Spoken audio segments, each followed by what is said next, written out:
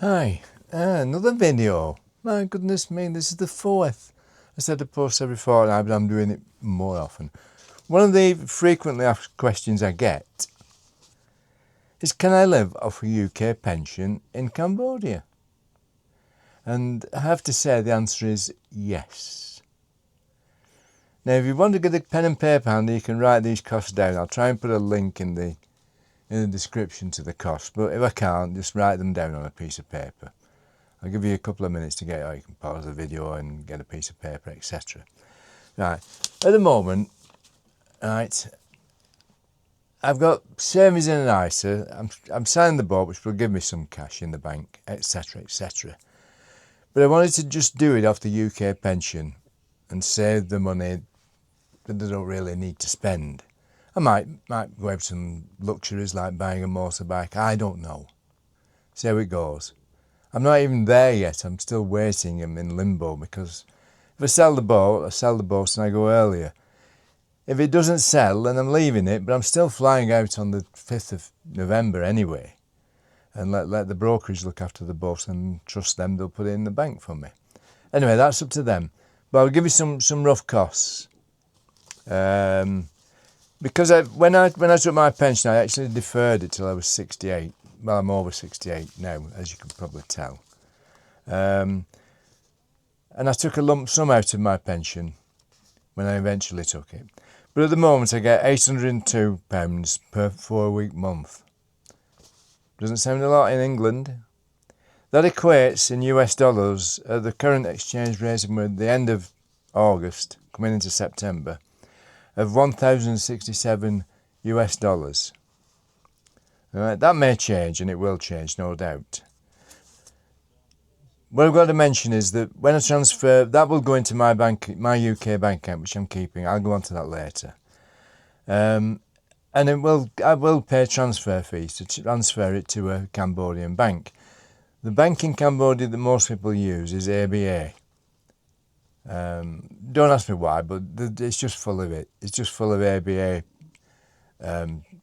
ATMs, etc. And it's a well-known, well-respected bank. So I'll probably open at least one account with ABA. I may open two. And the reason I'm going to probably open two is because I'm of a certain age, I can't get medical insurance. So what I propose to do is to put a certain amount of US dollars per month into another account, which will pay for any medical fees I need.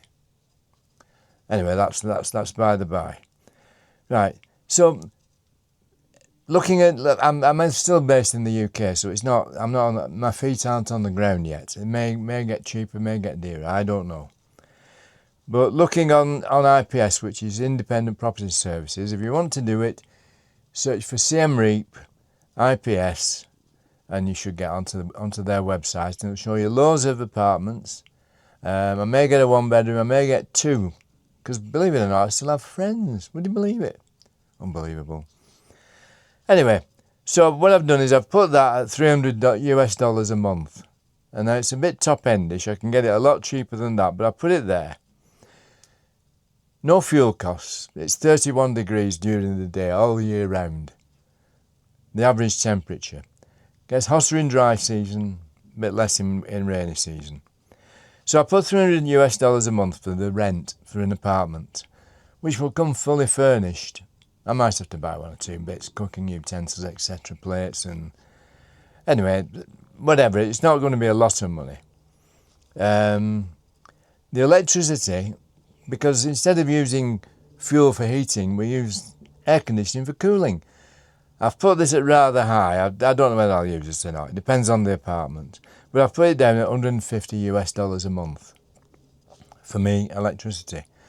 Electricity is relatively expensive in Cambodia. I think it's 22 pence per kilowatt or something. 22 cents, per kilowatt. So we put that there. But I put it at 150 US dollars per month. Depends how much you use the air conditioning. I probably will. Anyway, I'll put it down at that. Right, the visa works out at 23 US dollars per month. That's for a retirement visa. I'm going in on a retirement visa. I intend to stay in Cambodia. I don't intend moving anywhere else permanently. I intend to stay in Cambodia. Unless something drastic happens, and we don't know, do we? right? Water, you don't drink the tap water in Cambodia. You can buy high-end apartments with water filters in, etc., water purifiers. I'm not going to do that. It works out about $5 per month, right?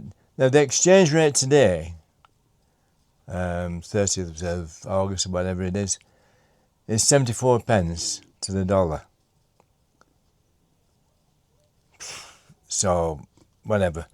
So the water I've estimated at $5 per month. And I'm probably a bit high on that. Because I don't drink a lot of water. I like my wine. Anyway, so if we add all those up, those are the fixed costs. The visa and the water are fixed. The electric is variable. The rent is variable. But I've estimated it at $478 per month. After that, at the current exchange rate, that leaves me $589 per month for food, drink, yes, clothes, etc., and other bits and pieces. I mean, I may need some toys just to keep myself occupied. You never know. It's one of the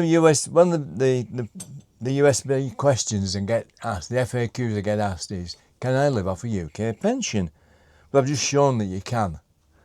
I mean, I'm going to find it hard to spend that on those. But what I'm going to do is I'm going to put a certain amount away per month into another account, a separate account if I can, to cover any health costs that come up. Now, as regards prescription drugs in England or in the UK, it depends where you're coming from. This is based mainly, I'm moving from the UK, so I only know about the UK. There aren't really such things as prescription drugs in Cambodia. You go to a pharmacy. I mean, the only prescription drugs I'm on are Ramipril, which is blood pressure, which I haven't taken for about 12 months. Doesn't seem to affect me. And statins. I don't know. I haven't taken those for a while now, and it doesn't seem to worry me, but we never know, do we, what's round the corner. So we go to the local pharmacy, and they're relatively inexpensive. So up to my $589 I'm left with per month. Those are the things that I probably have coming out. Right. Some of the other questions that I get asked are, should I keep a UK address?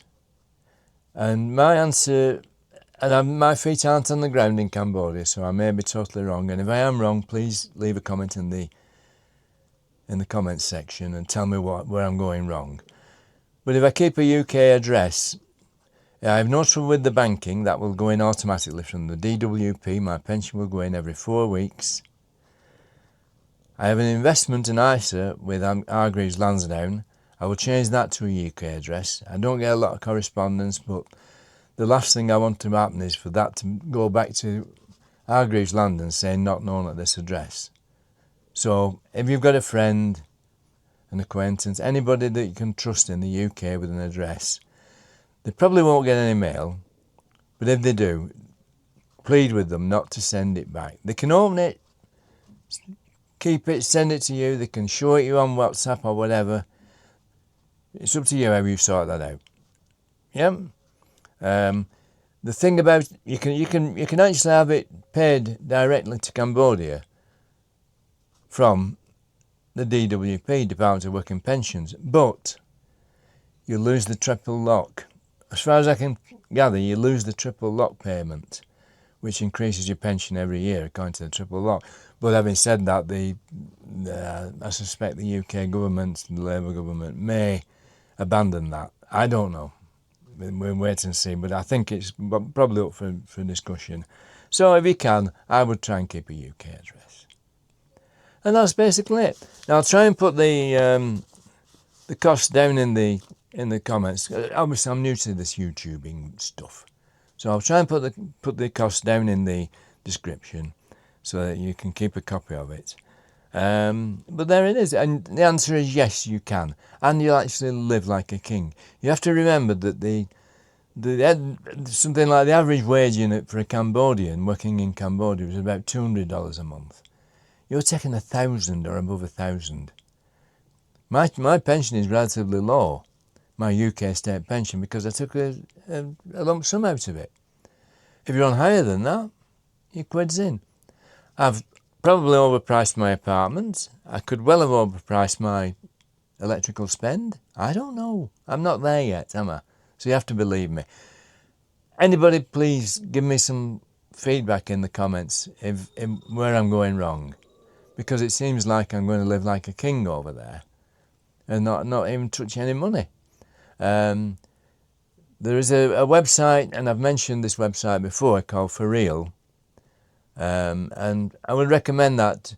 They've done a breakdown of what it costs them as a couple to live in Siem Reap, and it's quite astonishing.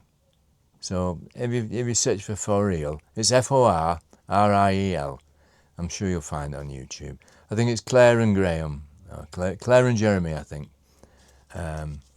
Calm on the Farm or something, yeah. Anyway, you can have a look at their website. They do it very well. No, it's not it's not Stay Calm in the Farm. That's another Australian couple. But anyway, you'll find it. And that's basically it. Nice short video. I like them short. Yes. So I'll see you next time. Bye-bye. Bye-bye.